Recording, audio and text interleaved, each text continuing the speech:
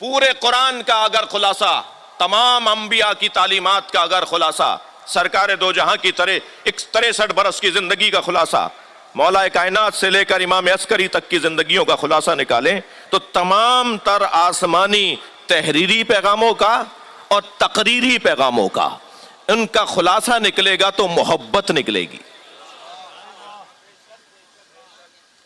جسے سرکار دو جہاں نے ایک مختصر ترین حدیث میں یوں فرمایا، حل الدین الا الحب والبغض، کیا دین محبت اور نفرت کے علاوہ کچھ اور ہے؟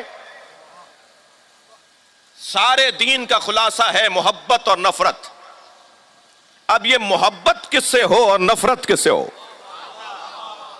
یہ جو تلاش ہے نا کہ محبت کس سے ہو اور نفرت کس سے ہو، یہ ہے وہ میرٹ کی تلاش، یہ ہے وہ قابلیت کی تلاش، یہ ہے وہ اہل کی تلاش، یہ ہے وہ حق سمجھنے والے کی تلاش، یہ ہے وہ حق کی تلاش۔ اور نفرت کس سے ہو، یہ ہے نااہل کی تلاش، بد کرداروں کی تلاش، یزید کی تلاش۔ بس جب نااہلوں سے ہمارا تعارف ہو جائے، میں ایک جملہ ضرور کہوں گا، اسلام شناسی جہاں ہنر ہے، اسلام سمجھنا جہاں ہنر ہے، وہاں کفر سمجھنا بھی ہنر ہے۔ صرف اسلام شناسی کافی نہیں ہے، کفر شناسی بھی ہمارے دین کا حصہ ہے، تبھی تو تولا کے ساتھ تبرہ ہے۔ صلوات پڑھ لیں محمد و آل محمد۔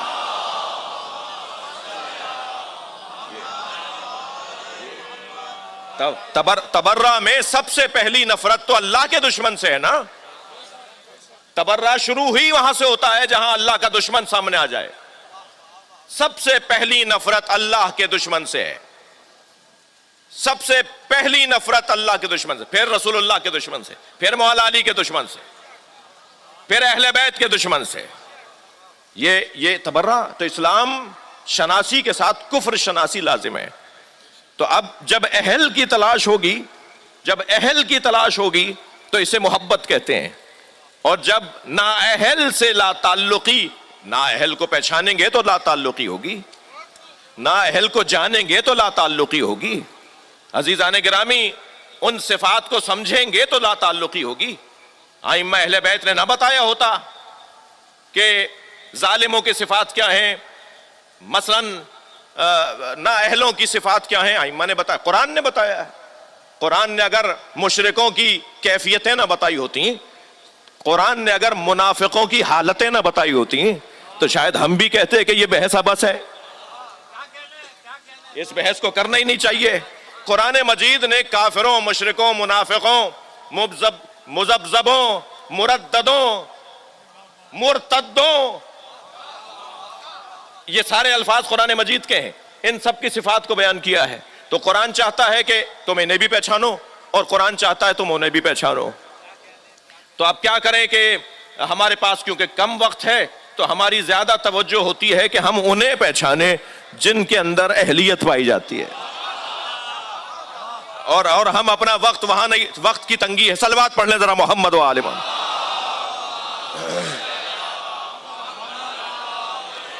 بہت بڑا مجمع ہے، ایک بلند اور بہتر صلوات ہدیہ کر۔ اللہم صل علی محمد و آل محمد۔ اور جب اس انداز سے، تو اب یہ ہے جو محبت کا، لہذا میں نے آپ سے عرض کیا کہ ہماری ساری توجہ اس بات پر ہے کہ ہمیں اہل لوگوں کو پہچاننا ہے۔ جی میرا جملہ قصداً تکراری جملہ ہے، ہر جگہ ایک ہی آواز کہ میرٹ پہ تقرریاں ہونی چاہیے، میرٹ پہ داخلے ہونے چاہیے، میرٹ پہ پارٹی ٹکٹس ملنے چاہیے، میرٹ پہ تبادلے ہونے چاہیے، ہر جگہ ایک ہی آواز کہ میرٹ میرٹ میرٹ۔ ہم بھی تو 1400 سال سے یہی کہہ رہے ہیں کہ نبی کے بعد میرٹ پہ ماننا چاہیے۔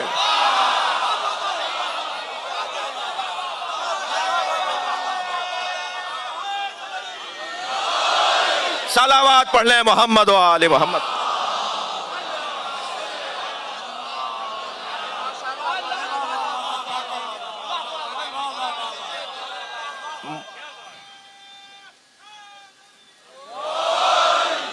یہ جو فطرت ہے نا، فطرت اپنے مضمون پر ہوں، محبت فطری ہے۔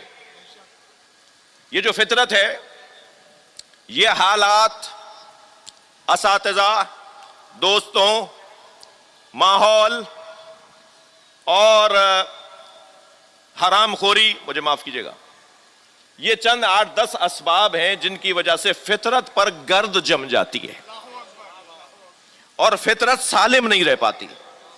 اور جب فطرت سالم نہ ہو تو حسین کیسے سمجھ میں آئے گا؟ جب فطرت سالم نہ ہو تو مولا علی کیسے سمجھ میں آئیں گے؟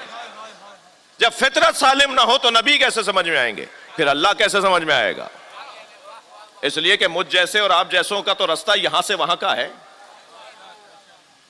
جی. وہ کوئی اور ہوں گے، وہ کوئی اور ہیں جن کا رستہ وہاں سے یہاں کا ہے. میرا اور آپ کا رستہ تو، مجھ جیسوں کا رستہ تو یہاں سے وہاں کا ہے. یعنی ہم پہلے تو علی کے دروازے پر جاتے ہیں، پھر ہمیں نبی سمجھ میں آتے ہیں، پھر ہمیں اللہ سمجھ میں آتا ہے.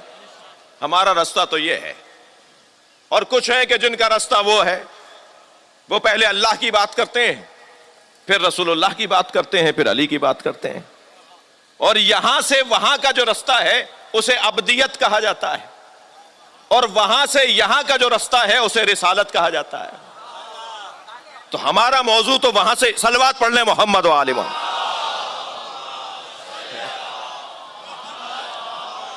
بھائی آپ کی توجہات مجھے بہتر چاہیے. یہ طے ہے کہ فطرت جب ان تمام اسباب کا شکار ہو جاتی ہے تو فطرت پر گرد جم جاتی ہے، اور فطرت کارگر نہیں رہتی، کار فرما نہیں رہتی. تو میرے مولا علی فرماتے ہیں نہج البلاغہ میں کہ اللہ نے انبیاء کرام کو مبعوث ہی اس لیے کیا ہے کہ فطرت پر جمی ہوئی گرد کو ہٹائیں.